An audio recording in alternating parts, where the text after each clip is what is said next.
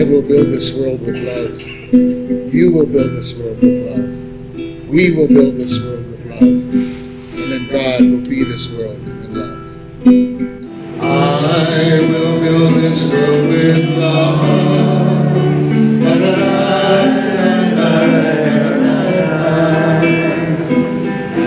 You will build this world with love.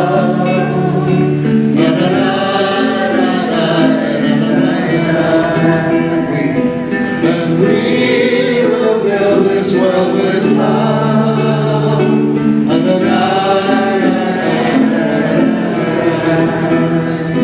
Then God will be this world in love.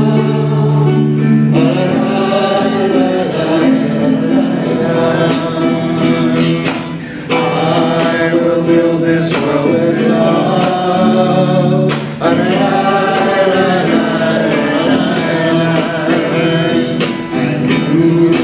Build this world with love.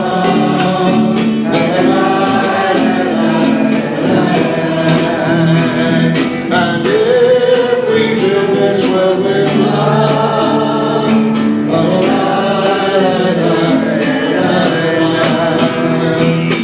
God will build this world with love.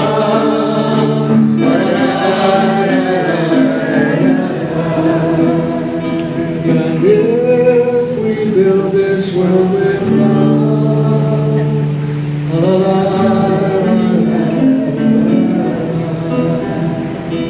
then God will build this world with love.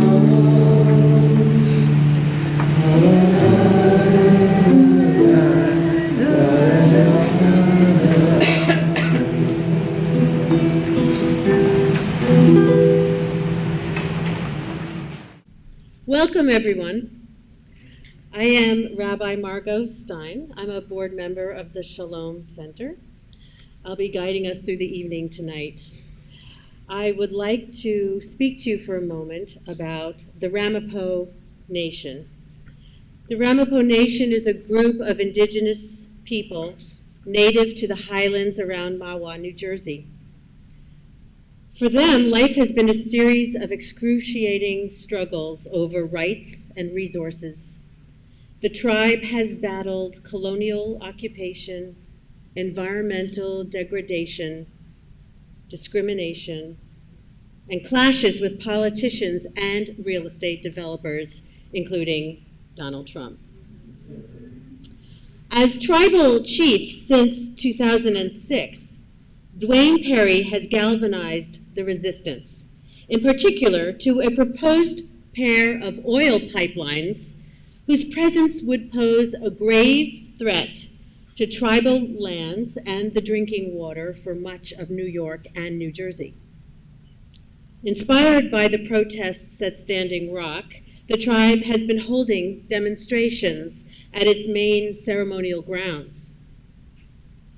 I invite all of us to ground ourselves in these words of prayer and wisdom as Chief Dwayne Perry recites an invocation of the Lenape presence on the land for us to open our event tonight. Chief Dwayne Perry.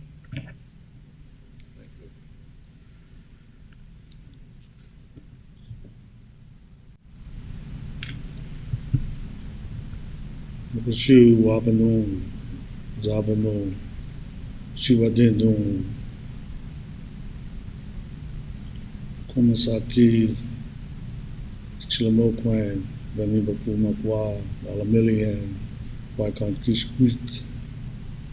Walk, we ask and humbly that the creation may have mercy and pity upon all of us, that we may walk together with one eye, with one heart, with one sense, with new ears and new eyes, that we may lift up each other and lift up the earth, that we may truly once again be united as part of the earth and part of each other in a good way, in a sacred way, in a clear way, in a way that will carry all of us forward as human beings, amongst all human beings. Anisha, Anisha, Anisha, Anisha. Thank you. Before you sit down, thank you so much. What we wanted to do from the Shalom Center is give you a gift. This is the shofar, and in our tradition, the shofar is a clarion call to justice. And the sound of the shofar is meant to wake up people's souls so that we can act justly. Let me ask you this. First of all, thank you. Some of you may know we open up a lot of our ceremonies with a conch. And with your permission, Rabbi, when I can figure out how to use this appropriately, I will.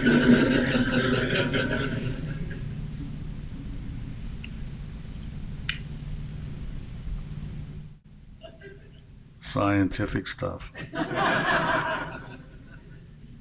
We open up a lot of our ceremonies with our relatives from the South, the conch, the four directions, and when I can use this appropriately, and I would like to also include that into our ceremony, that we're calling in the spirits to know that we are truly His children. Thank you. Thank you. Thank you.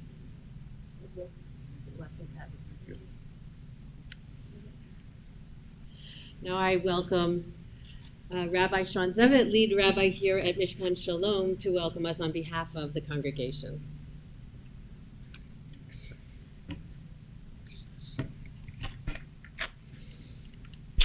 Bruchim habaim, welcome to all of you. Blessings in your arrival from your many places. And I know there's many people have come from a distance here, just so we know who we are. If you look around, who are the Mishkan Shalom folks here, welcoming everybody to our home? Okay, those are the people willing to identify themselves. And who are the Philly folks welcoming people here? And who are the folks that have come from outside this city to be here tonight? So from far and wide, from deep and high, we welcome you. It's wonderful to have you here in our home. Rabbi Arthur and Rabbi Phyllis, who are members here as well. Rabbi Arthur was talking, getting us to shush with the shh part of the shalom. But it's wonderful that the Shalom Center and Mishkan Shalom also share right, at the end of that, right, that we harmonize with each other and we are stronger together as a result of it. So this is, for many of us who also share connections through our Power Interfaith and IPL and other alliances, this feels like just another evening here at Mishkan Shalom. Oh, it was Legislative Assembly, it was the DA's forum the other week. Oh, now it's this particular piece. And for me, it feels wonderful that the resonances of this hall are filled with our prayers and also our actions, because being spiritual activists, not asking the question about how do I have a soulful approach to life or a place of justice, but how I am spiritually activated, for us is the stance, the integrated stance that we try to bring into this world.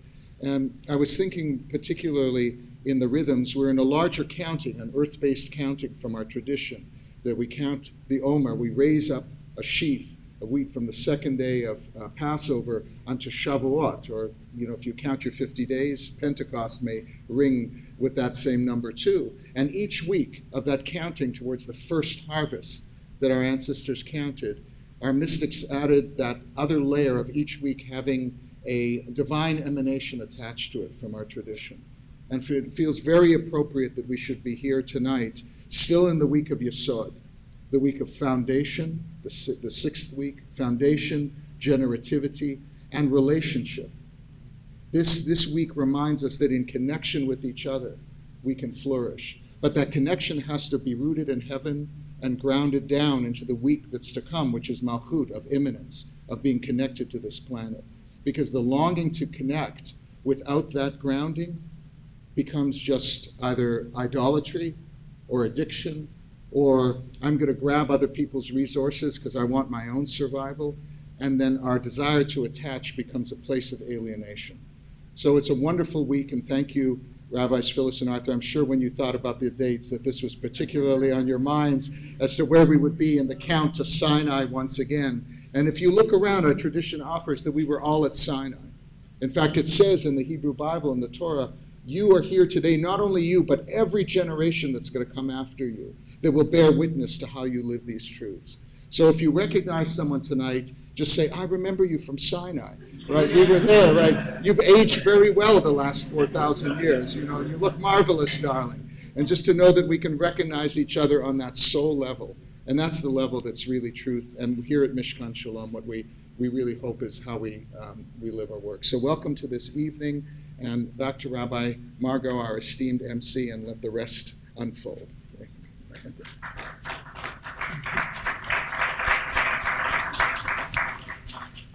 The board chair of Mishkan Shalom serves us fearlessly and faithfully, and I invite Arlene Goldberg to welcome us now.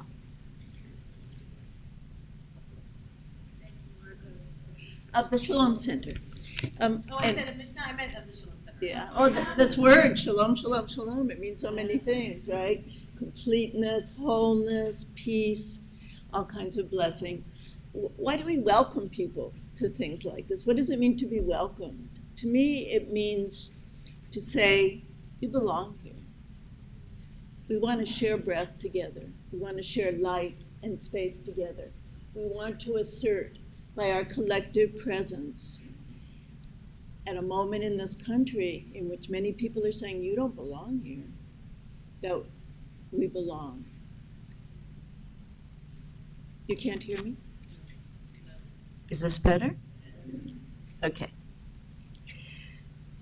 So that welcome is from me. It's on behalf of the entire board and staff and all the members of the Shalom Center. And it carries with it the delight of being here together to honor three people who have stood throughout their lives, longer and shorter, and may you all live long and prosper, for love and justice. When we honor individuals, we're also honoring their symbolic role in the larger beloved community. We're saying that for each person who stands before us tonight, and we honor there are countless other people who have heard the call and have risen to answer it. And so as we honor these three individuals, we also honor each of you who belongs and everyone whose lives you touch, whose love will ripple out from you to them and back again. Thank you for being here.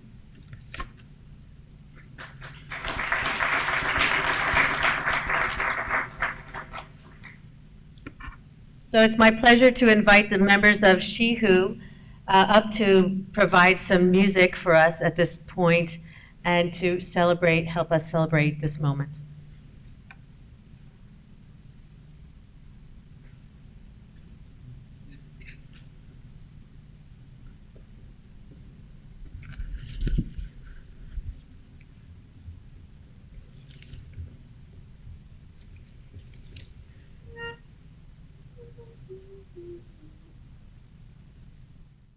The higher you build your barriers,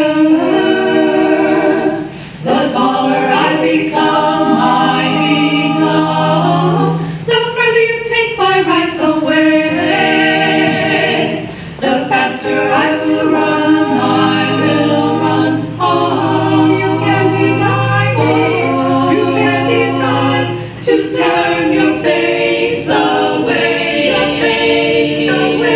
no matter, 'cause there's something inside so strong. I know that I can make it. Oh yeah, though you're doing me wrong, so wrong. You thought that my pride was gone. Oh no, there's something inside so strong. Oh no, something inside so strong. The more you refuse to hear my voice, the louder I will sing. You hide behind walls of Jericho.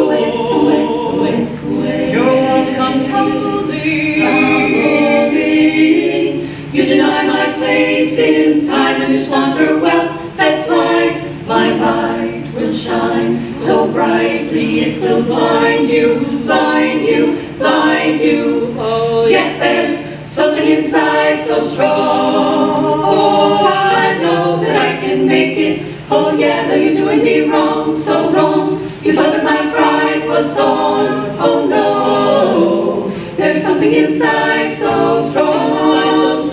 Oh, no, something inside so strong, so strong, so strong. Brothers and sisters, when they say we're just not good enough, not good enough, well, we know better. Just look them in the eyes and say, we're gonna do it anyway. Say, we're gonna do it anyway. Say, we're gonna do it anyway. Say, we're gonna do it anyway, anyway. Oh, something inside so strong. Oh, I know that I can make it. Oh, yeah, though you're doing me wrong, so wrong. You thought that my pride was gone. Oh, no, there's something inside so strong. Oh, no, something inside so strong. Oh, no, something inside so strong. Oh, no, something inside. We're so strong.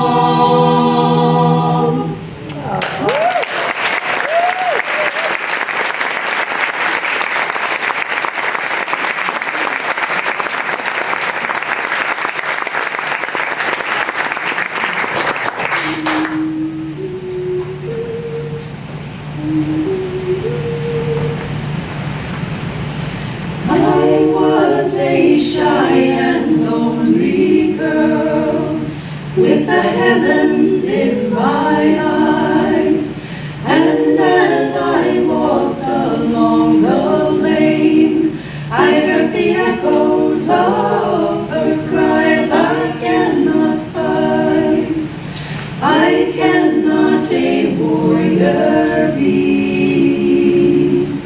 It's not my nature nor my teaching, it is the womanhood in me. I was a lost and angry youth, there were no tears in my eyes.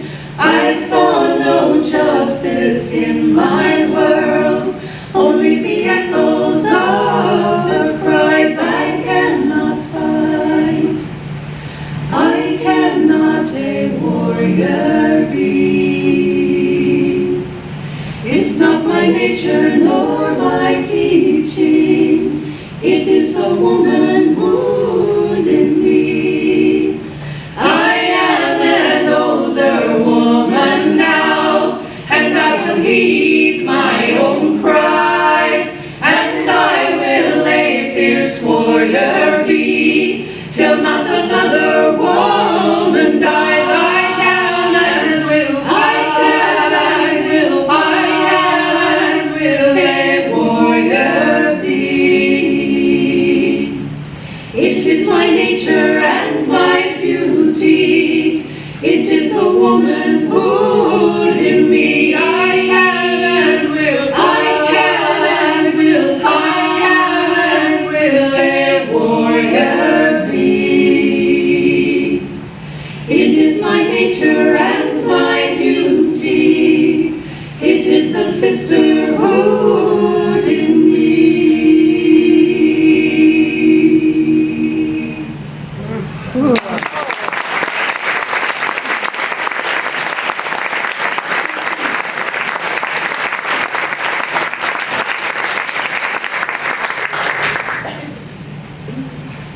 We'd like you to join us in this next song. It's called Lead with Love, and there's a lot of call and response, and of course, I would like for you to all sing with us until I go like this. And then at some point I'll go like this, and you'll do some more. Okay? So the chorus goes like this. You gotta Put one foot in front of the other and lead with a foot. One foot in front of the other and lead with love. You gotta put one foot in front of the other and lead with love. One foot in front of the other and lead with love. You gotta put one foot in front of the other and lead with love. Put one foot in front of the other and lead with love. You gotta put one foot in front of the other and lead with love. Put one foot in front of the other and lead with love. Don't give up hope. Don't give up hope. You're not alone. You're not alone. Don't you give up. Don't you give up. Keep moving on. Keep moving on. You gotta put one foot in front of the other and lead with love. Put one foot in front of the other and lead with love. You gotta put one foot in front of the other and lead with love. Put one foot in front of the other and lead with love. Lift up your eyes. Lift up your eyes. Don't you despair. Don't you despair. Look up ahead. Look up ahead. The path is there. The path is there. You gotta put one foot in front of the other and lead with love. Put one foot in front of the other and lead with love. You gotta put one foot in front of the other and lead with love. Put one foot in front of the other and lead with love. I know you're scared. I know you're scared, And I'm scared too. and I'm scared too. But here I am. But here I am, Right next to you. right next to you. You gotta put one foot in front of the other and lead with love. Put one foot in front of the other and lead with love. You gotta put one foot in front of the other and lead with love. Put one foot in front of the other and lead with love. 1 foot, 1 foot, a 1 foot, 1 foot, 1 foot, a 1 foot, 1 foot, 1 foot, a 1 foot, lead with love. 1 foot, 1 foot, a 1 foot, In front of the other, 1 put 1 foot a 1 foot, and lead with love. 1 Put 1 foot a 1 foot, in front of the other, lead with love. Put 1 foot a 1 and lead with love. You gotta put 1 foot in front of the other and lead with love.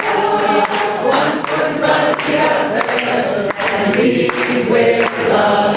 You gotta put 1 foot in front of the other and lead with love.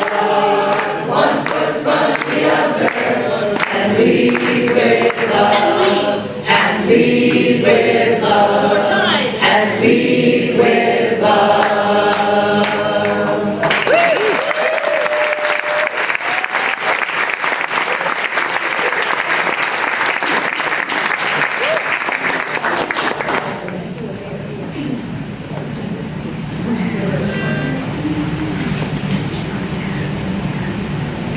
If all the world were peaceful now and forevermore,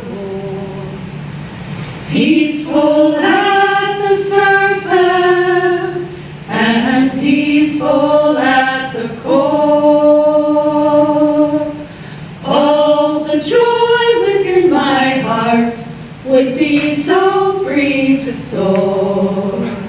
And we're living on a living planet, circling a living star. I don't know where we're going, but I know we're going far. We can change the universe by being who we are. And we're living on a living planet, circling a living star. If all the world knew justice now and forevermore, Justice at the surface and justice at the core. All the joy within my heart would be so free to soar. And we're living on a living circling a living star. I don't know where we're going, but I know we're going far. We can change the universe by being who we are, and we're living on a living planet, circling a living star. If all the world knew freedom now and forevermore, Freedom at the surface and freedom at the core. All the joy within my heart would be so free to soar. And we're living on a living planet, circling a living star. I don't know where we're going, but I know we're going far. We can change the universe by being who we are, and we're living on a living planet, circling a living star. If Mother Earth were honored now and forevermore, honored at the surface and honored at the core, all the joy within my heart would be so free to soar. And we're living on a living planet, circling a living star. I don't know where we're going, but I know we've gone too far. We can heal this planet by changing the way we are. Time to heal this living planet. yeah.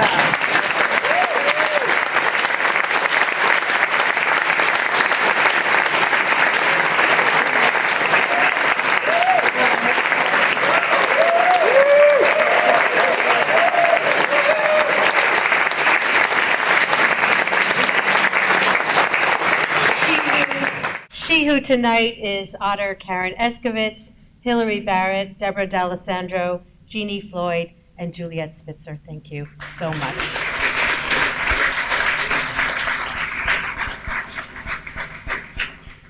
Our honorees will have an opportunity to speak and share with us in a little while, but first we wanted to honor them with some presentations and words of our own.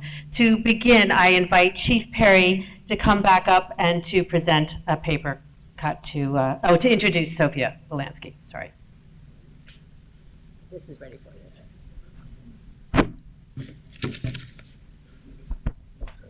You want me to give you a word? Nope.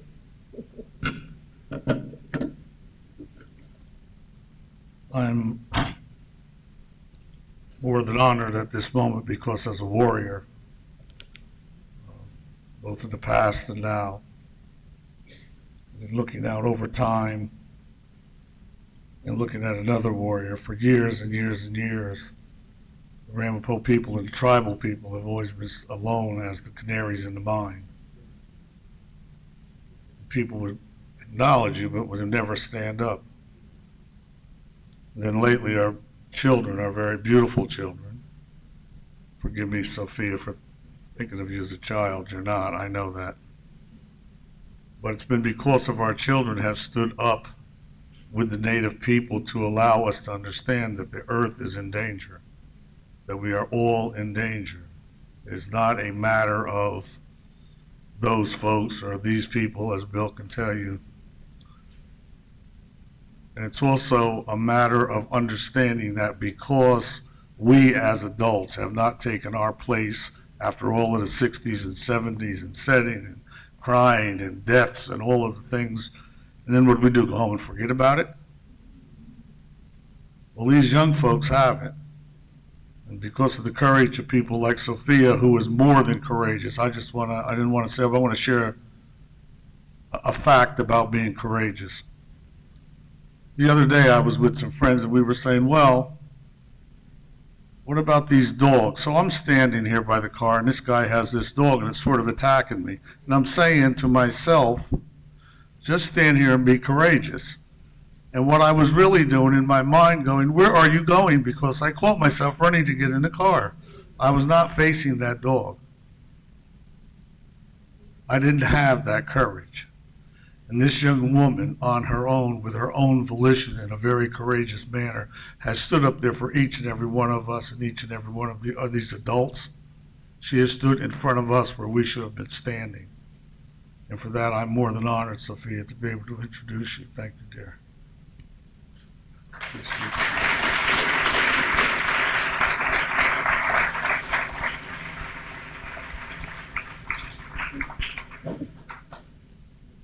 We'll have a conversation in a little while, but first we wanted to present this beautiful paper cut as a tiny token of our love and respect for you and all that you've done. Thank you so much. Thank you. It's an honor to be here.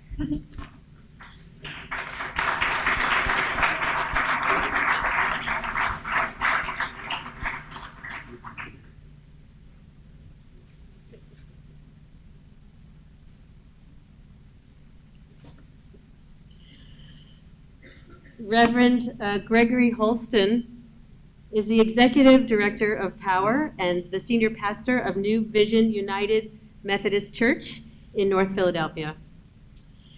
A recognized community activist, pastor, educator, and leader known for advocating for racial and economic justice by promoting fairer workforce development policies for the underserved and the disadvantaged in the Philadelphia area. As a direct result of Reverend Holston's efforts, tens of thousands of Philadelphia workers now have higher wages and better working conditions.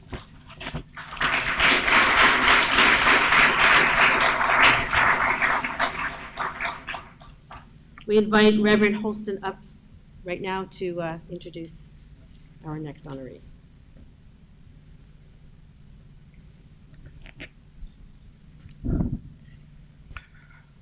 The scripture comes to mind for me as it's been on my mind the last several weeks and continues to be on my mind.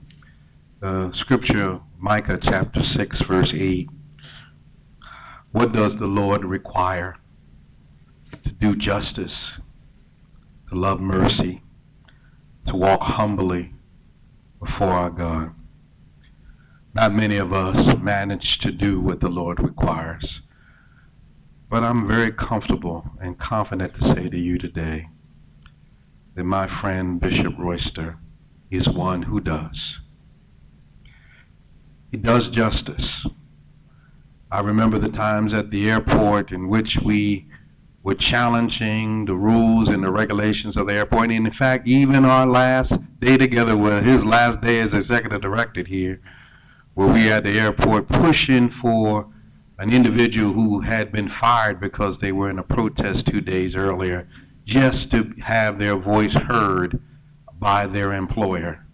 And the employer refused all of the clergy that were present to even speak to us. And how I was kind of nervous because we were at the place in which you enter into the airport, and to do anything there because of the rules and regulations regarding the airport now is that if we did anything, it could possibly be a felony. But without regard to that issue, simply to do justice. Bishop Royster grabbed us all, grabbed me and started pulling me to sit down. He didn't get the message that I did not want to sit down. But he kept pulling me anyway, until we all were on a circle, all 12 or 13 of us on the circle, singing, praising God, and blocking the entrance to the gate, that particular gate. until justice was done. He does justice, but he also loves mercy. He gives mercy to all, oftentimes too much mercy as far as I can concerned. You should be a little harder on that person, I would say to him, and still, nevertheless, he always seems to have a joyful smile at some who sometimes weren't very joyful to him. And he walks humbly. There have been many times in which I've had to say to him, man, you know, that's a success. That's what you just did. It was successful, man. I mean, you know, we got $400 million more for kids. That's a success. Oh, really? I don't feel like it is. Because he's so humble. He wouldn't want to take credit. And he always spreads the opportunities to share, to minister, to speak to everyone around him first before himself. And so I'm glad to be here today to stand with someone who does what the Lord requires.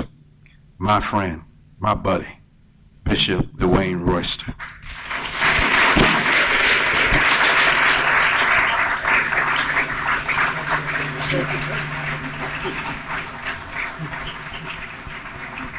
Thank you. Thank you very much.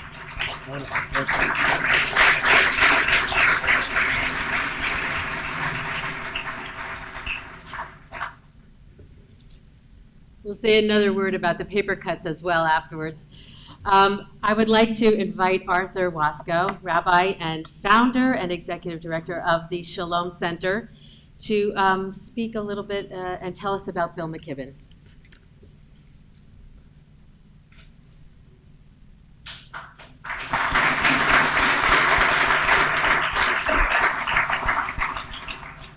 So as I said a little earlier to some of you, when I do what I really like to do is just talk from the heart, it gets longer and longer. I sometimes say, people ask a short question, I specialize in long answers to short questions. So since my, you can hear you, it's okay. That's what I thought. Since no, short answer, right. Since my most beloved rabbi is sitting there watching to make sure I don't take more time than I'm supposed to, I have lots of beloved rabbis, but one more than most of the others. So, what I really want to do is not just to introduce Bill McKibben, but to introduce us to Bill McKibben as well as Bill McKibben to us. So a very short introduction of the us. Who are the us? Who are the we? Churches, synagogues, friends meetings, power which connects all those kinds of congregations, and Equate, the Earth Quaker Action Team, which together are doing an action, a campaign, which you'll hear about a little bit more, and which the Shalom Center has had a special kind of loving relationship with, the Council on American Islamic Relations, the Philadelphia Interfaith Walk for Peace and Reconciliation, and many, many other religiously rooted eco-social justice organizations. Climate activists, 350 of Philadelphia, the Food and Water Watch, the Sierra Club, solar energy businesses, and a neighborhood solar co-op, indigenous peoples support groups, in all 60 co-sponsors. Their names are all individually in the list. I certainly am not going to overrun my time by saying all of them, but that range of people is who we, us, are, in covenant with each other. And who is Bill McKibben?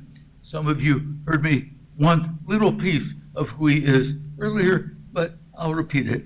Because his path to activism did begin as a Sunday school teacher who thought that Sunday schools classes should not be inside rooms but out hiking in the woods, and who taught people that St. Francis Day, the day of the Francis who not only inspired him, but you notice inspired the Pope who took the name of Francis, really connected deeply with the earth. And Bill taught his students to bring the earth into the Sunday school.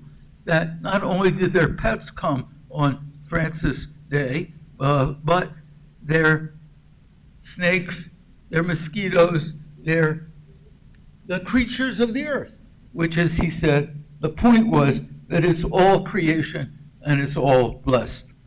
And from there, his life path led to what we probably know a good bit more about, his creative work, first in shaping the worldwide 350.org events, where you could look at this amazing array of people all over the world in their own forms, their own songs, all celebrating the importance of getting back to 350 parts per million CO2 in the atmosphere.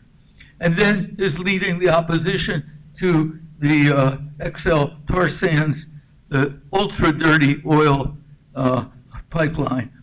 One of the crucial moments of his work was what happened in 2011, the demonstration at the White House, where he said afterwards, the police were surprised by how many people turned up on the first day of what were supposed to be 2 weeks of protest at the White House. So they decided to teach us a lesson. They wanted to deter anybody else from coming. So they decided to keep us in jail for 3 days. And in that cell block, you lie on a metal rack with no mattress or bedding. No, you sweat in a high heat. The din is incessant. There's one bologna sandwich with a cup of water every 12 hours. And he wrote, it's only now 12 hours out and with a good night's sleep that I'm able even to think straight. And he wrote of how his already deep respect for Martin Luther King had grown even deeper as he realized what the conditions were under which Dr. King was able to write that classic letter from Birmingham jail. So the time is withering away, or I am, or something. So we know that the energizing of that movement against the pipeline won. But the pipeline had, like a hydra, several dozen poisonous heads, one or two of them still alive enough that the next president, the present president, was able to begin reviving it. And meanwhile, Bill went forward. He energized what became the worldwide effort to divest from investments in the carbon, what we call the carbon pharaohs. In 2016, during the election campaign, he wrote climate protective platform language for the Democratic Party platform. Since he was one of Bernie Sanders' nominees to the platform committee, and he tossed his pen, his presence, his face, his feet, and his energy into the People's Climate March that's just been passed. Now, Bill, comes the harder part. Facing the Trump presidency, what is resistance? And is resistance enough? Is there any way not just to stop the smoke of the lies and the burning carbon that's oozing every day from the White House, from the new EPA, the Earth Poisoning Agency, which used to be the Environmental Protection Agency? How can we connect the task of healing our climate to all the other tasks and values that we hold that are now being put upon the chopping block? So we look forward, Bill, to hearing your thoughts and sharing our own about what the next steps are going to be. And if you'll come up, we'll...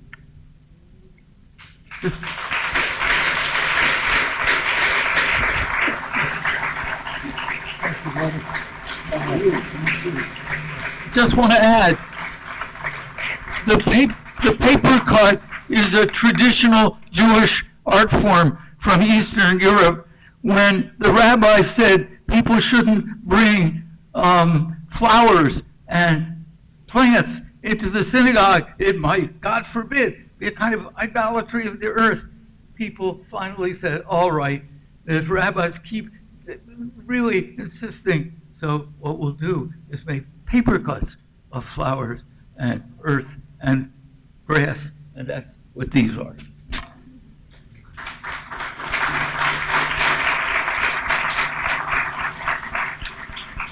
It is my honor to invite the Reverend Nick O'Rourke, pastor of the Living Waters United Church of Christ, to sing two psalms, which I understand might be Bishop Royster's favorites. Among many favorites, but these are the favorites. Come on. I appreciate the promotion, but I am not the pastor of Living Water UCC.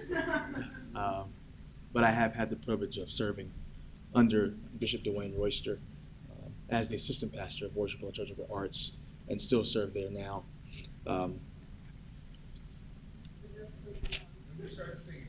Okay. And have the privilege of serving there now under the Reverend Denise Statham and the Reverend Kim Kendrick.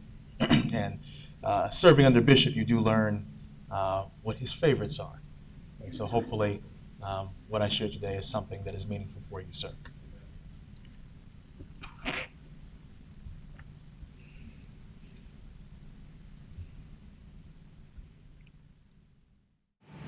If I can help somebody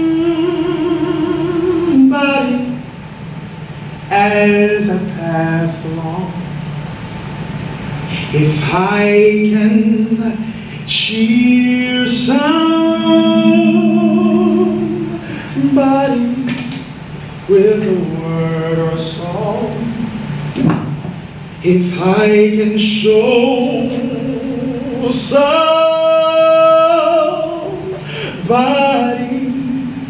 where they're traveling wrong, then my living will not be in vain.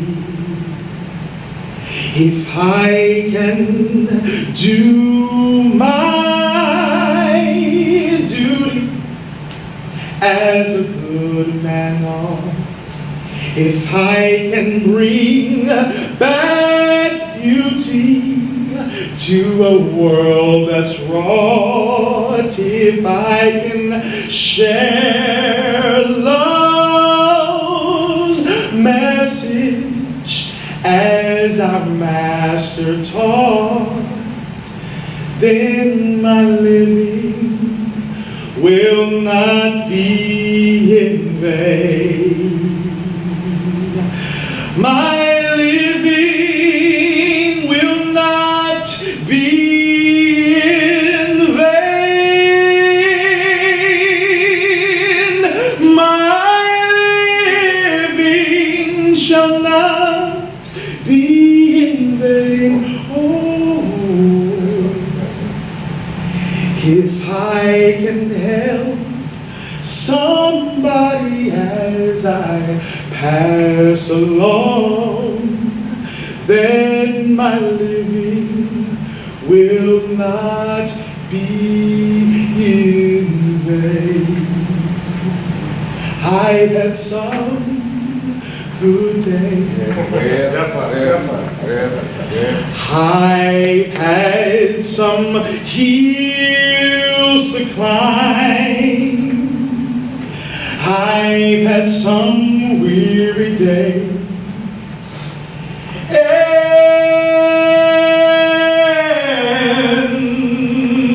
And some sleepless nights.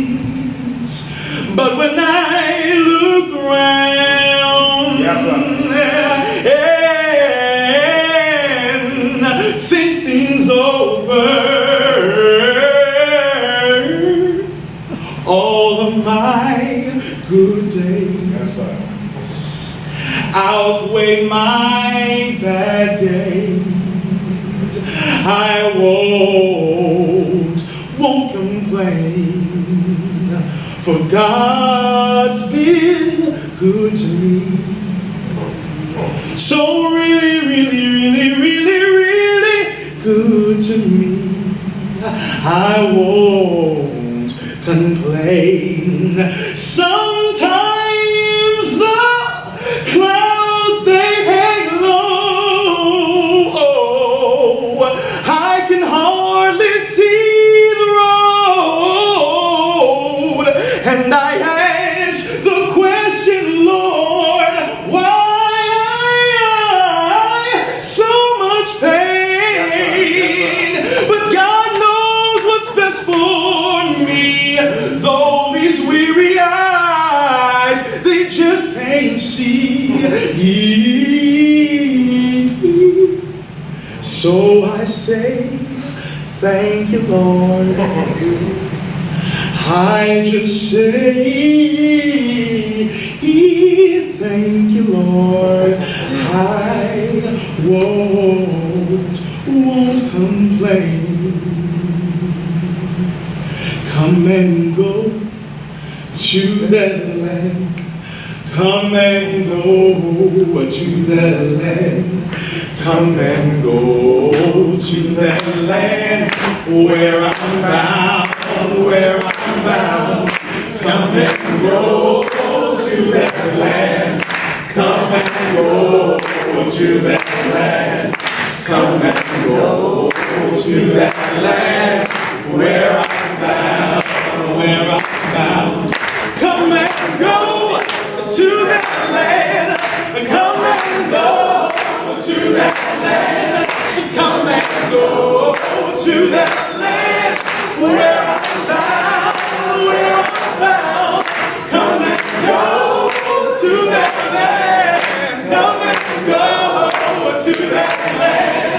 Come and go to that land where I'm bound, where I'm bound. There is freedom in that land. There is freedom in that land. There is freedom in that land where I'm bound. There is freedom in that land. There is freedom in that land. There is freedom in that land where I'm bound, where I'm bound. There is justice in that land. There is justice in that land. There is justice in that land where I'm bound, where I'm bound. There is justice in that land. There is justice in that land. There is justice in that land where I'm bound, where I'm bound. So come and go to that land. Come and go to that land.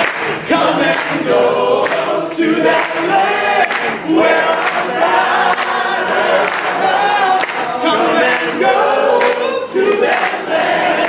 Come and go to that land. Come and go to that land where I'm bound.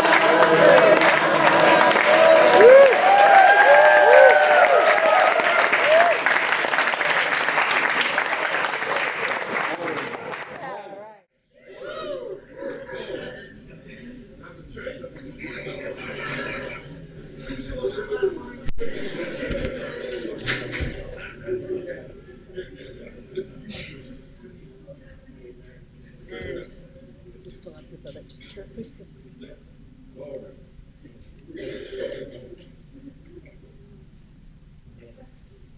May we be privileged to see that together. Every one of us. I'd like to invite Bishop Dwayne Royster and Bill McKibben to join me up here, and we're going to do something that activists and spiritual leaders often have to do, which is stand up on their hind legs and talk for a long time, because we discovered that if you sit down, no one can see you after the first row. If you need a little rest. But the chairs are here, and you know, some of us may go on for a minute, and if one of us is, then the other one can sit. There's one over here, too, you know. So I'm going to ask these gentlemen a few questions, and I'm guessing those are going to lead to other questions and answers. And Phyllis will let us know when time is just about up. But you know, the first question that I want to ask everybody all the time is, where are you arriving from? What are you feeling in this moment? What is arising for you in this moment, in this country? And I'm going to give this to you so that you can be heard. But I bet you can be heard without it. Well, first, I just want to thank the Shalom Center, Rabbi Waskow, Arlene, and all of those that are involved. Thank you for giving me the opportunity to come and share with you, be with you, and honoring me tonight. I honor you for the legacy of work that you've been doing around this country and around the world for a very long time. So, Rabbi, thank you so much, and thank you. Give yourselves a round of applause for Shalom Center. So, and I do want to thank Reverend Greg Holston for that great introduction. You honor me and you bless me, my brother, and Reverend Nicholas O'Rourke. Thank you for the song selection, and Sister Rourke for being here with us today. We bless you and thank God for you, and all of you that have gathered here, the Penningtons and Reverend Frank and Pennington from Living Water Church and colleague in ministry. I'm arriving at a place in this moment in time. I was telling with folk at the table earlier tonight that I'm arriving at a place where I realize political victories will be few and far between in this moment. And I am at a place where I am believing that this is the moment for the community of faith to come together, snatch back the narrative and the vision of this country, to correct it so that our land is healed, our people are healed, and everyone can thrive. I'm here in a moment, and you know, it's funny, we were talking at the table, and I left Power and left Philadelphia, left my congregation to go to DC to become the political director for the PICO National Network. It's the nation's largest faith-based organizing movement. We have 45 organizations, 22 states, 1,500 congregations, 1.5 million families around the country that are organizing, not just saying it, but actually putting their feet to the ground, getting arrested, having protests and actions, and doing things that are really powerful and positive, speaking truth to power, being a prophetic voice in this nation. And, you know, as I was sitting there thinking and wrestling with all that's going on, I was going down to Washington because I thought we were going to have a little bit of a different turnout in the November election. And we had this massive agenda that we were going to get done when things happened in November. And when January 20th came around, we were like, oh, we're going to go work and we're going to get all this stuff done. And then everything totally opposite of what we desired happened. And it's in this moment where we're stunned and we can't believe what we just experienced in our nation. We can't believe what people in our nation actually believe. That it just became apparent to me that it was time for faith folk. Some progressive, others just people of faith, to stand up and to once again be the prophets that would dare to walk in the halls of power, to speak truth, and to call for justice for all of God's children, to call for justice for all of God's creation. Because in this moment, everything is at risk. In this moment, everything is at risk. So I'm glad to be around folk like y'all. That together, we're stronger. Together, we're more powerful than the forces that oppose us. Together, we're more powerful than all the evil that's present in empire right now. And that together, we can change the world.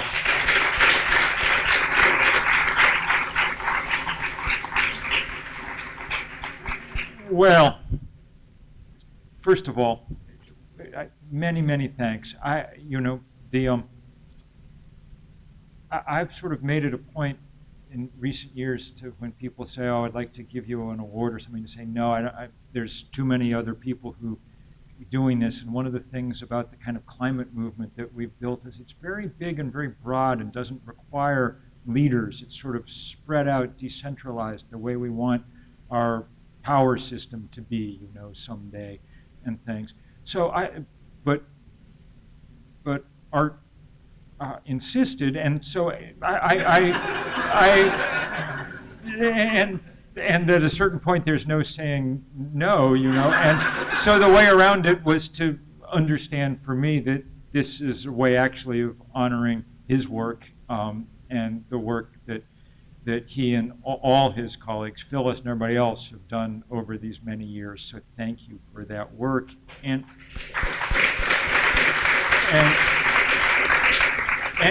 he always shows up. I mean, whenever there is a fight, whenever there's there he is. And that's, showing up is an awfully large part of all of this work. I'll answer your question literally, where am I arriving from? And I'll do it as a sort of way of apologizing for the fact that I'm largely incoherent. I've been on the road for many weeks, a week in your city, before in Washington, before the climate march, getting ready for 200,000 of one's closest friends to arrive for a party, and it was a little bit worrisome because it turned out to be the hottest April 29th in history, and I was, I actually, along with doing everything else everybody was doing, making sure that the porta potties were in place and so on. I was actually really worried that people were going to be sort of heat stroke and that kind of thing, and thank God everybody made it safely through. A lot of prayers answered, and it was a good day. And I left from there and went straight to Africa, where I've been for the last 3.5 weeks or so, doing hard traveling out in remote parts of both West and East Africa. And I thought maybe I would just share for a minute just a couple of vignettes just to kind of cheer folks up. Now, I was partly there because our 350 crew and many of these places are fighting big coal-fired power plants and things, and with some success. And I was also there because I really wanted to see, and I think I'll do a little writing for the New Yorker about the very rapid spread in the last couple of years of very small-scale solar energy. We've now gotten cheap enough that it's in these very, there's 600 million people in Africa without electricity. 600 million people for whom the fossil fuel revolution that transformed the Western world for the last 200 years might as well not have happened. And so it was extraordinarily fun to be out in village after village watching people get the first power of their lives. And so I remember we'd go from village to village, and the first thing I do, of course, was sit down with the chief at each village and have good ceremonial exchange, which in Ghana, at least, always involves a bottle of schnapps for some reason. I do not know why, but there's some some relic of colonialism that's, schnapps had come to. But I was in a town in Ghana, in a very remote part of Ghana, and the chief brought around immediately to me. If you've traveled in West Africa, you know that water often appears in a kind of plastic bag. That's the kind of ubiquitous, instead of a water bottle or something like that. And you just kind of bite off the corner of the bag and suck down the water, and it's great. But it took me a second to realize why this was so important, that he was almost ceremoniously offering this. It's because it was cold. And they, for the first time, the week before, had power, and hence for the first time in history, in this place where it's 92 degrees every day because it's 6 degrees north of the equator, they had cold water to our cold. That cold was a thing, was a sort of an idea that had never really crossed my mind before, and that was powerful. And then a week later, in an even more remote part of Ivory Coast, in a village where they had their first electricity, and there was one guy in the village had a 19-inch flat screen TV now, and he'd bring it out every day, every evening for everybody to watch, everybody gather around. And I asked, what were you watching? What's everybody want to watch? Well, first the answer is soccer, and the village in the middle of nowhere is equally divided between Manchester United and Liverpool fans, okay? But then he said the other thing we like to watch is the National Geographic Channel. And I thought about that for a minute.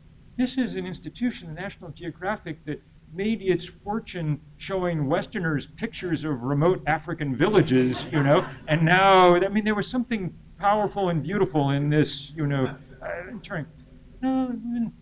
Tanzania, in East Africa last week, and, you know, the place I was maybe 40 miles from Olduvai Gorge, where the Leakeys insisted that, you know, human beings first emerged, you know.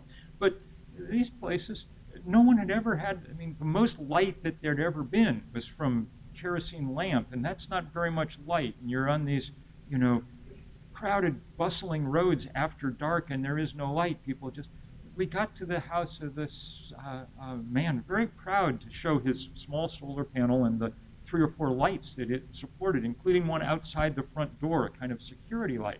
I said, are you worried about crime? He said, well, we have some crime here, but what we're really worried about is the snakes. And it's really good for my children to have a light outside. Light is a good thing, he said. And light is a good thing. And we're grateful to y'all for bringing that light over and over and over again. So what a privilege to get to be here.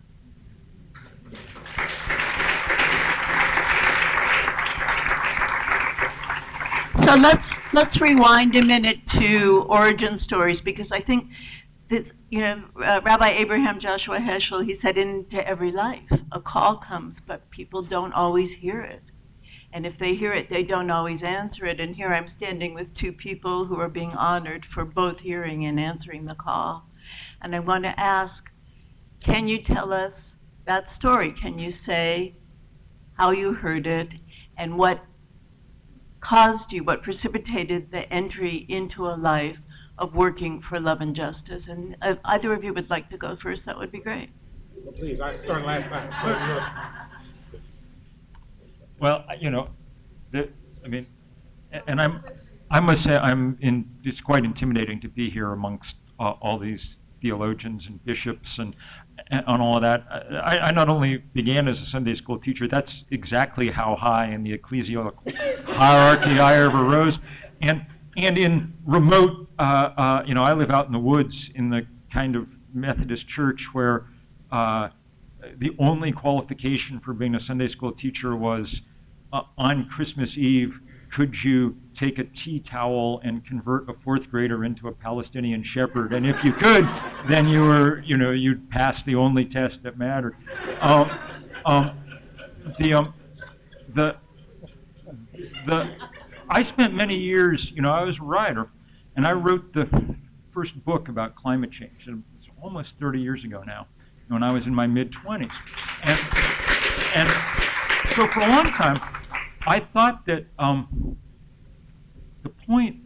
thought that we were engaged in an argument about climate change, and being a writer, that, you know, that the job was to write more books and have more symposiums and have more papers and give more talks, and eventually this sort of weight of you know, evidence and reason would cause our leaders to take action. And I was very stupid, really, about this. It took me 15 years of doing that to realize that we'd long since won the argument, but in fact we were losing the fight, because the fight, as fights always are, is about money and power, and it was not going to yield to more reason. You know, I think the emotional moment that may have kind of happened to me was taking a trip off to Bangladesh to do some work. Now, Bangladesh, obviously, probably the country on earth that's going to suffer the most quickest from climate change. It's low to the water it's the delta of the Brahmaputra River, where it flows into the Bay of Bengal, and there's already people losing their farms and you know, to salt water as it rises, and it's dependent on the melting of the glaciers upwater in the Himalayas, and they're disappearing. But when I was there, their problem was not chronic, it was acute. They were having the first big outbreak of dengue fever, a mosquito-borne disease that spreads like wildfire as the temperature warms. I mean, at some level, we're conducting a large mosquito ranching experiment on our planet right now, you know? And so people were people were very freaked out by it, and I was spending a lot of time in the slums, so eventually I got bit by the wrong mosquito, and I was as sick as I'd ever been, but of course I didn't die. I was strong and healthy and well-fed going in. But lots of people did die, and I remember going to the clinic. Not that there's anything you can really do about dengue fever. There's no prevention or really treatment because only poor people have ever gotten it, so why would you really bother to take it on, in any big way? I remember going to the clinic, which was bigger room than this, and just people on cots just shivering because it's a horrible tropical fever things, and looking out at them and thinking, damn, this is so unfair.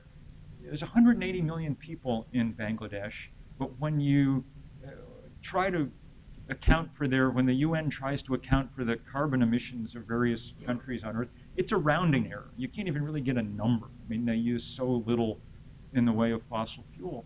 And yet the perfect inverse relationship holds that the, less of this trouble you cause, the more quickly you get it in the neck, And I just remember coming home and thinking, well, time to do something anyway. Not that I had any idea how to do anything. I'm not activist in the kind of, we just completely making it up as we went along when we started 350.org. And, but it just felt like the time had come to do something. So my journey actually in all this work begins not too far from here. In the early part of the 70s, when I was still a child, my mother was the executive secretary, or what we would now consider executive director of East Mount Airy Neighbors, Audrey Royster, during part of the 70s. And it was at a time when E-Man was very active. There are actually, in my parents' house, there are newspaper clippings of actions that we were doing about things that were going on in the neighborhood. It was a lot of work, and it was really my introduction to really multiracial organizing in a big way. And she did that job for several years into the early 80s, and then went back to school. And so she left that position, but it was kind of in my, I think kind of in my DNA, to sort of be a fighter for the underdog. At the same time that was happening, my grandmother used to drag us to church. Because my parents were not really into the church thing, but my grandmother was a member of Zion Baptist Church, where Leon Sullivan was the pastor. And in that place, I learned about Black empowerment and Black self-reliance and Black engagement in the world. When I was in college, I went to a little-known Jesuit school by the name of Boston College. And while I was there, it was right after Doug Flutie left, I went to BC. So I missed all the good football games. Well, it was actually while I was at Boston that I first understood that I was really supposed to commit my life to doing this work and committing my life both to ministry. But for a lot of folk, ministry is preaching and pastoral care and, doing all the ritual stuff. But from my mind and for what I had seen as a child, you went into ministry because you wanted to do justice. And so for me, that was the part of the reason I got into ministry. I love pastoring. I love, doing all the rituals of the Christian faith and things that are important to us. But the most powerful ritual that we could ever do was to be in the streets with folk, fighting battles, fighting for all God's people. I would say that most of my work over the years and have felt particularly called to has been race and economics. And I have done tremendous amount of work around that. But the call to creation harkens probably to the deepest sense of my faith identity.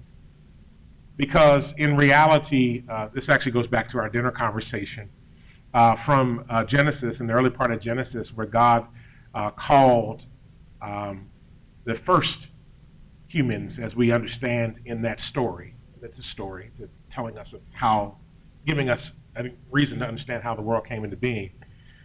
That humanity was to be a steward of the earth. Some people have interpreted it as dominion. But as a result of interpreting in dominion, we got the mess we have right now. Stewardship implies partnership, even with that which you are stewarding. And so for me, in this moment, it is a call to come to an understanding of stewardship of all creation. But then it is also, in this moment, a call to be agent of helping to make intersections between all the fights that we have at this moment.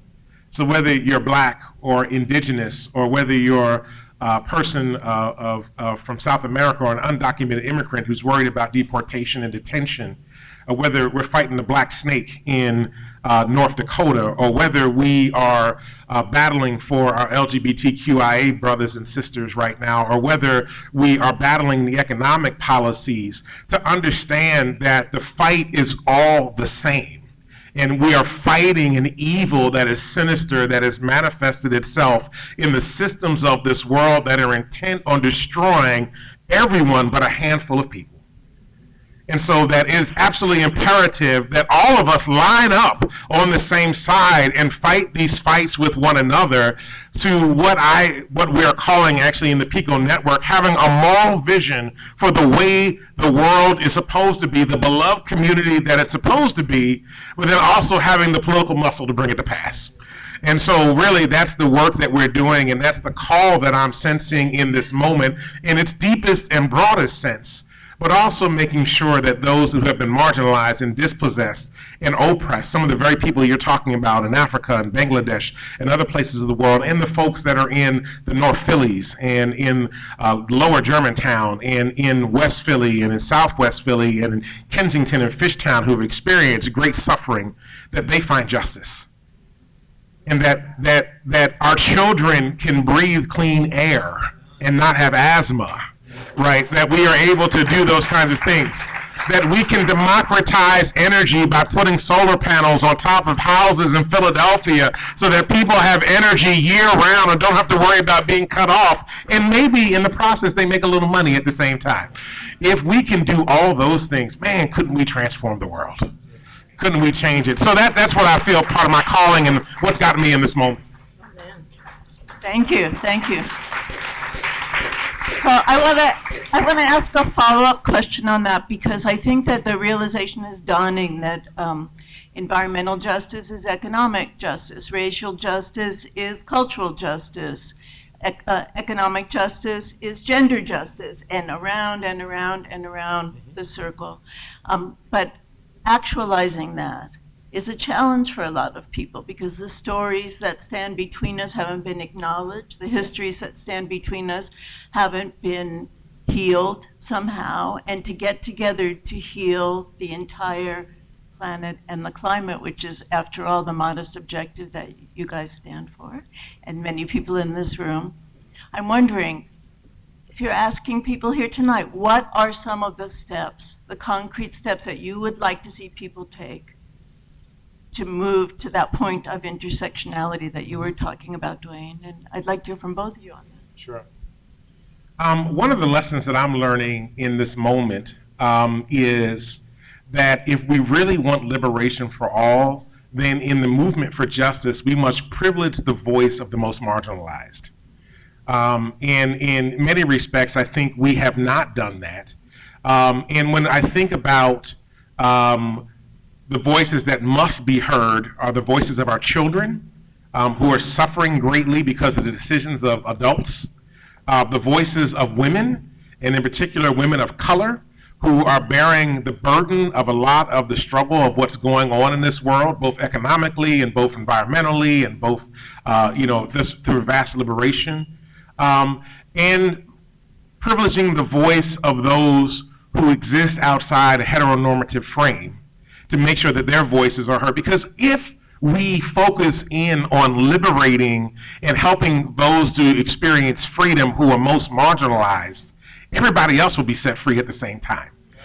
And I think that has often been the struggle. This moment, and I've said this, I've actually, being in DC, and I sit at some tables with folk from 350 at the national level and other organizations. And it's actually interesting sitting in some of these rooms and people are thinking and they're doing all this stuff. And I'm always quick to ask the question, we have talked about the people that are suffering the deepest, about what we want to do for them. And I'm always quick to ask the question, did anybody ask them what they want? And if we're not asking the folk who are suffering the deepest the question, then what we often wind up getting is a bunch of intellectual ideas about what the ideal situation is for people who suffer the deepest. And, from our work with power, we believe the best policymakers are the people that suffer the deepest. They can tell you what's going to help set them free. They know exactly what they need, not necessarily those folk that are sitting on the outside. So I think part of what has to happen in this moment is that we've got to enter into some real honest relationships with one another. Organizations have to sit down. We need to have the gender conversation. We need to have the orientation conversation. We need to have the race conversation. We need to have the socioeconomic conversation. We need to have a conversation about implicit bias and how it exists in our society, both through race and gender and orientation and socioeconomics. All of these things, we need to have some real honest conversations. And then when we're finally able to get honest with each other, and then we make sure that those that are sitting at the table, because I love our progressive folk, but sometimes we have a tendency to take on the framework of the dominant society, to make sure that the folk that aren't at the table are sitting at the table. Not just that they're being impacted by the work, but they're actually sitting at the table with everybody else, helping to make the plans and make the decisions about how we're going to change the damn world, if I could say it like that.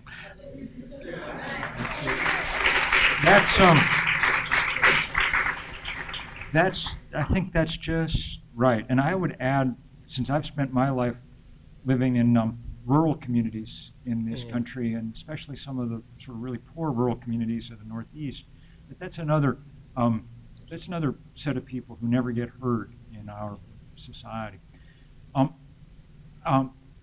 As you were talking, I was thinking about, we've done these two big climate marches, one in New York 3 years ago and one just recently in DC.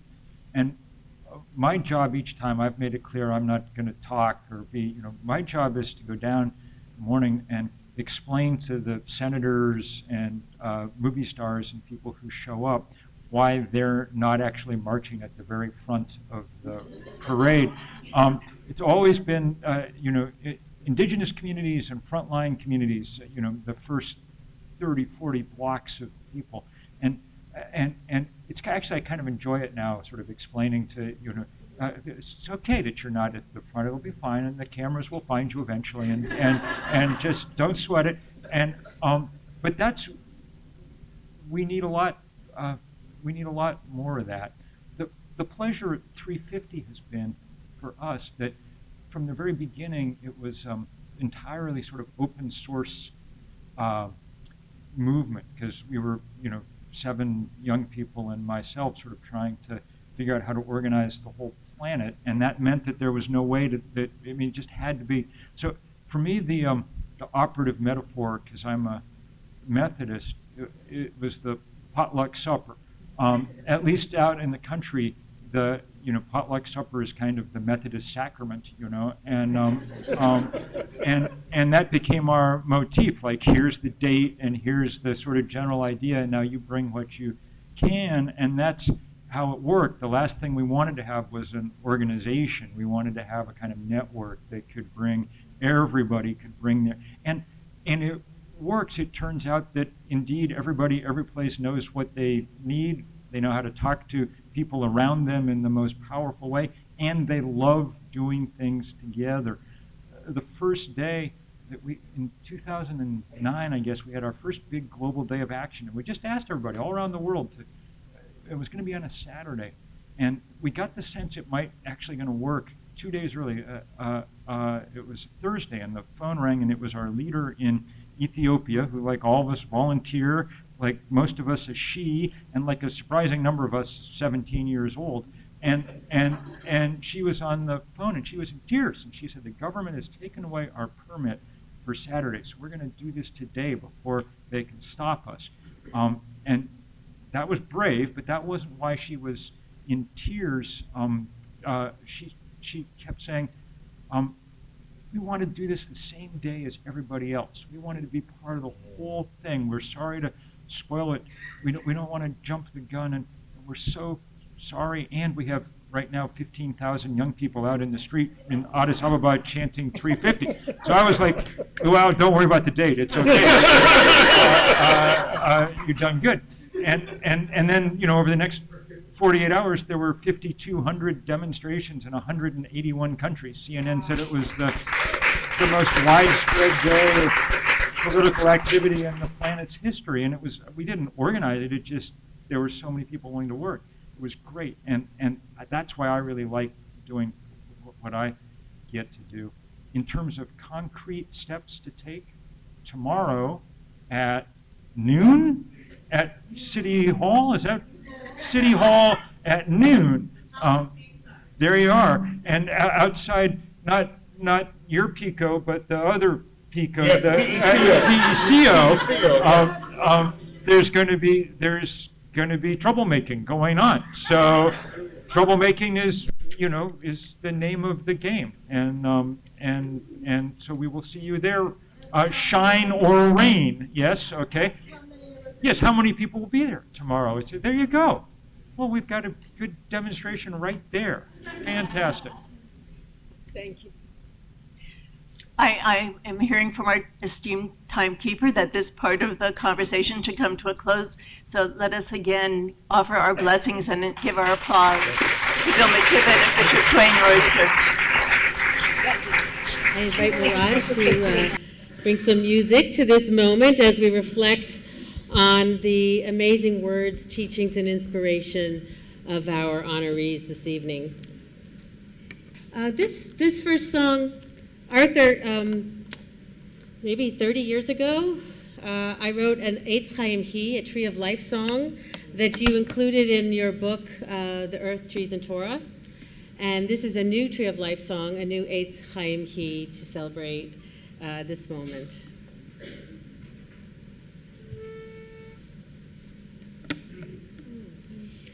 She is a tree of life. She is a tree of life. She is a tree of life. She is a tree of life. Eitz Chaim. She is a tree of life. She is a tree of life. Eitz Chaim. She is a tree of life. She is a tree of life. Grasp my branches, shake my boughs, cling fast to my teachings, fill your life with love. Eitz Chaim Hi, lamachazikim ba. Eitz Chaim Hi, lamachazikim ba. All her paths lead to peace. All her paths are shalom. All her paths lead to peace. All her paths are shalom. Eitz Chaim Hi, lamachazikim ba. Eitz Chaim Hi,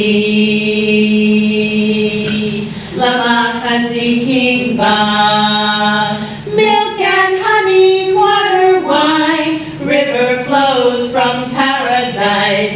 Milk and honey, water, wine, river flows from paradise. Milk and honey, water, wine, river flows from paradise.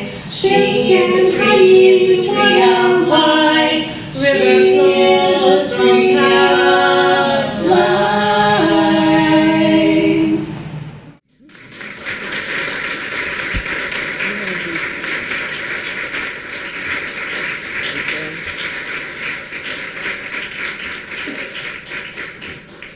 The next song and its partner are simply songs of peace.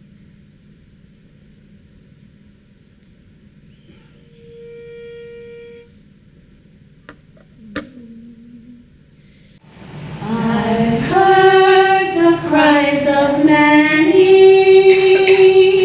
their message is so strong.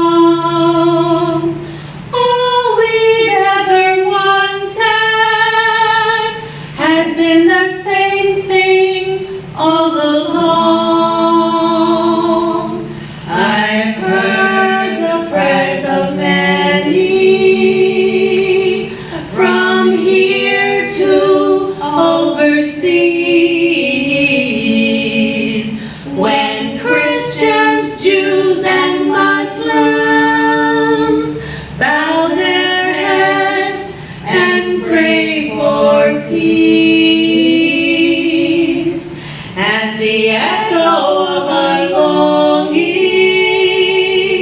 over hill and countryside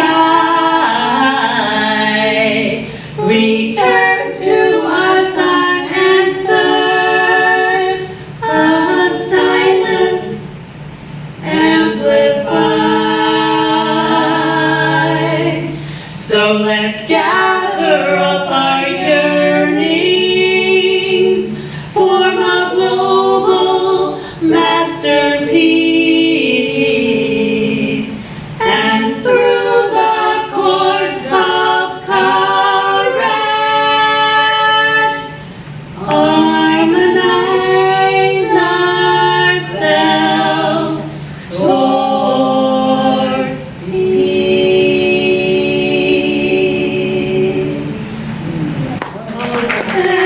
Shalom, Bimroma, Huyaseh, Shalom, Oseh, Shalom, Bimroma, Huyaseh,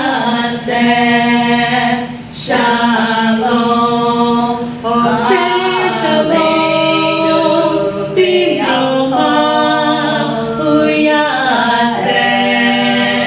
Shalom, Oseh, Shalom, Timrema, Huyaseh, Amen. Oseh, Shalom, Timrema, Huyaseh, Shalom, Oseh, Shalom, Timrema, Huyaseh, Shalom, Oseh, Shalom, Timrema, Huyaseh, Shalom, Oseh, Shalom, Timrema, Huyaseh, Shalom.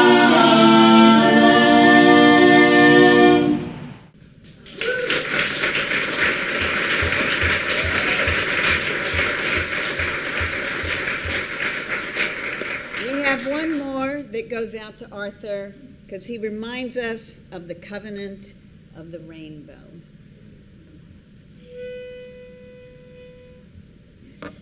Somewhere over the rainbow, way up high, there's a land that I heard of once in a lullaby. Somewhere over the rainbow, skies are blue, and the dreams that you dare to dream really do come true. Someday I'll wish upon a star and wake up where the clouds are far behind me, where troubles melt like lemon drops away above the chimney tops. That's where you'll find me. Somewhere over the rainbow, bluebirds fly,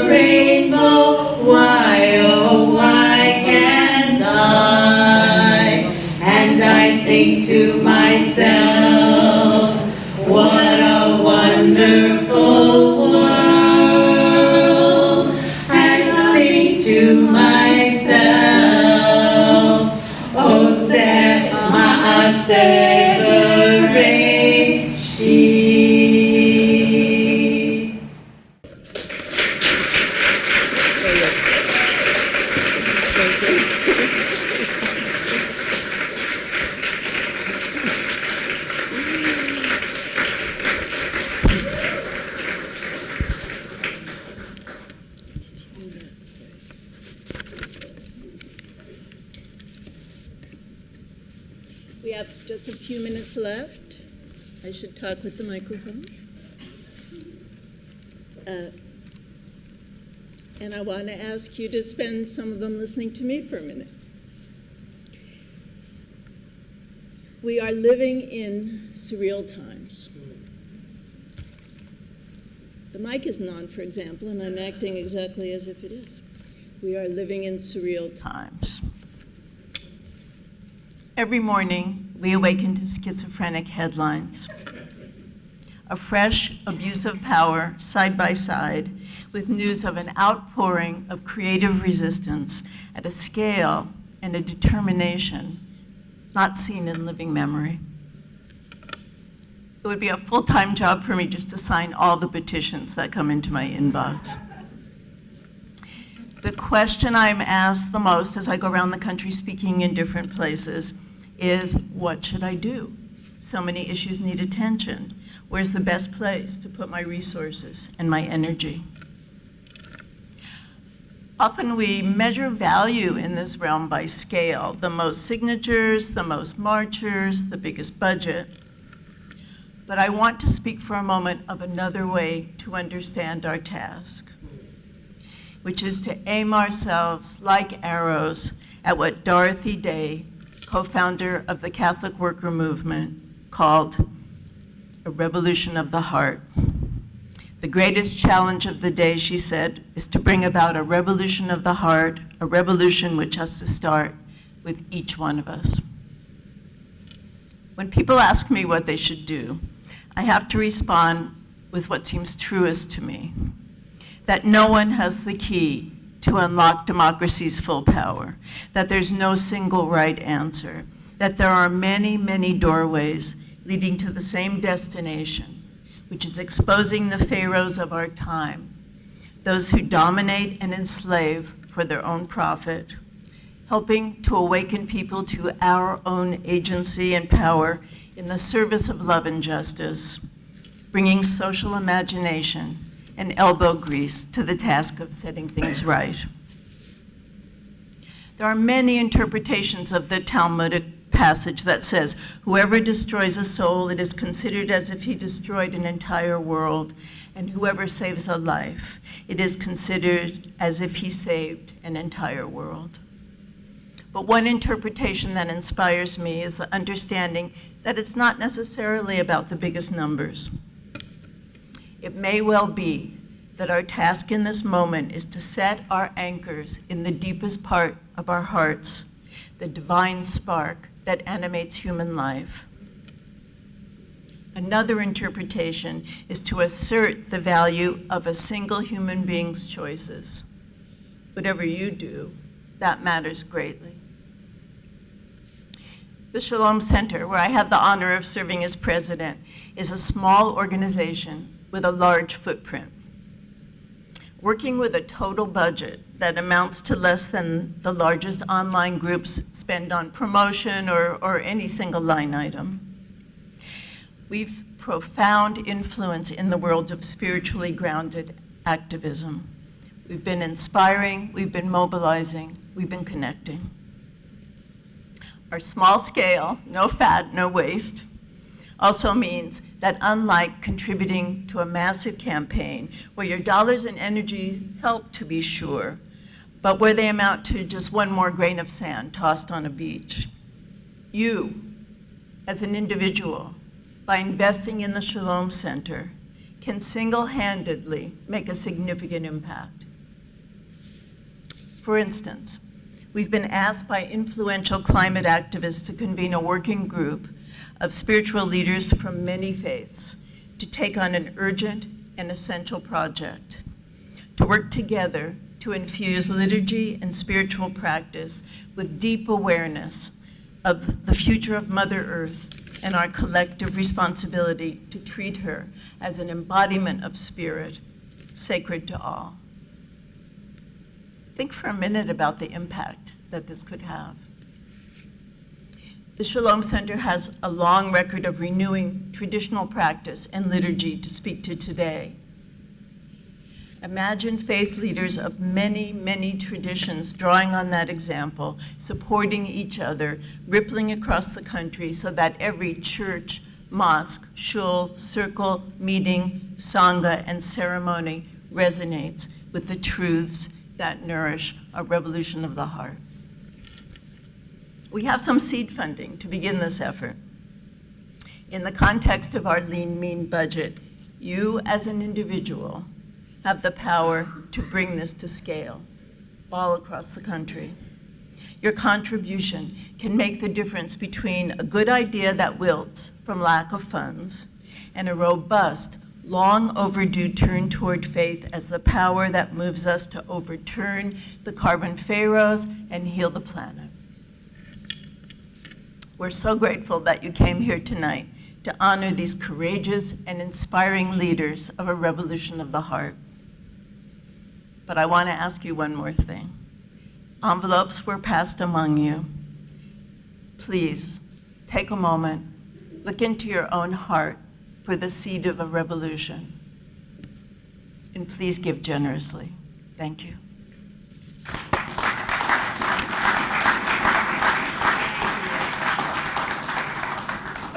Oh, thank you, everybody, so much for everything tonight. Thank you to all of you for being here with us. I'd like to say thank you to Viv Hawkins. Where are you, Viv? Down working, because there's going to be a wonderful dessert for everybody right now. So I want you to know that Viv arranges and does so many details. She is a force of nature, and we are very grateful. And how many small nonprofits have someone like Viv to make their nonprofit happen? She is what makes this happen in so many ways, so we're so grateful. To Rabbi Sean for hosting us tonight and for supporting us in so many ways. Thank you. For our musicians, for Tishihu and Reverend O'Rourke, and of course Mirage, who shared music with us tonight. Thank you.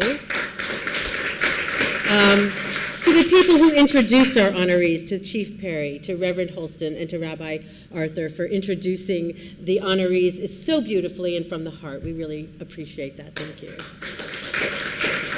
To Arlene Goldbard, the board chair, for all the work that she does every day and for helping tonight. To Mark Heller, whose delicious dinner fed us beforehand and whose desserts are waiting for us out there. To Patrick Ammerman, who is our outreach coordinator, and Patrick brought together so many nearby congregations and organizations to be co-sponsors of this event, all of which are in your program, so please do take a look. Thank you, Patrick. And to Phyllis Berman, who was tonight's program coordinator and overall manager of copious details, and always does that with skill and grace, and I thank you so much for that. And to our honorees, to Bill McKibben, to Bishop Royster, and to Sophia Wilansky, we thank you for the actions in the world that you take every day, which inspire us, which motivate us, and which helps to make this world a better place. May we be worthy partners to you in this work. And finally, to Arthur himself, who dreamed this evening into being, who dreamed the Shalom Center into being, and whose voice may it continue to inspire, provoke, and prod us for a very long time.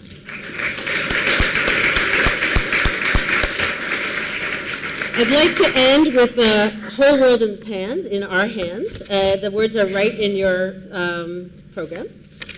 And we're going to sing that together, and then we're going to have some yummy stuff.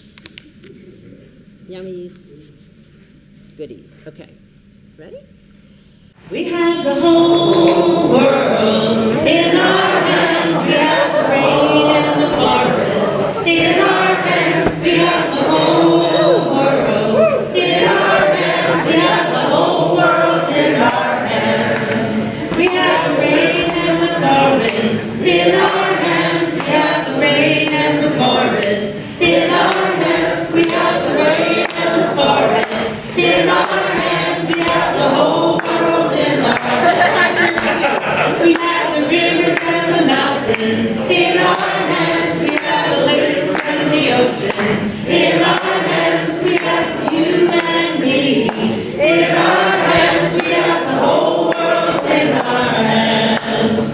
have trees and tigers in our hands. We have sisters and brothers in our hands. We have our children and their children in our hands. We have the whole world in our hands. We have the whole world in our hands. We have the whole wide world in our hands. We have the whole world in our hands. We have the whole world in our hands. We have the whole world in our